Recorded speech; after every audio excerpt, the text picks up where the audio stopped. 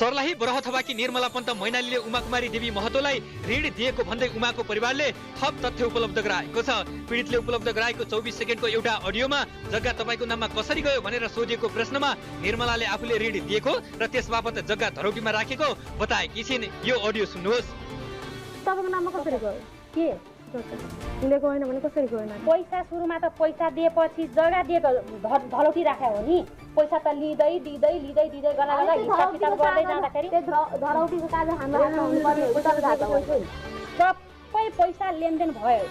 अडियोबाट यसअघि निर्मलाको परिवारले उमालाई ऋण दिएको छैन भनेर गरेको दाबीलाई खण्डन गरेको छ। भागनारायणका अनुसार निर्मलाको परिवारलाई नगद रकम नै बुझाएको हुँदा प्रमाणका लागि यस्तै केही अडियो क्लिपहरू उनको छोरीले रेकर्ड गरेर राखेकी थिइन्। यसअघि हामीले कार्यक्रमको 1464औं एपिसोडमा निर्मलाको परिवारले उमालाई 2072 सालमा 1,50,000 रुपियाँ ऋण दिएर 10 कट्ठा जमिन र झण्डै 65 लाख रुपियाँ असुल गरेको पीडित दम्पतिको दाबी सहितको रिपोर्ट प्रसारण गरेका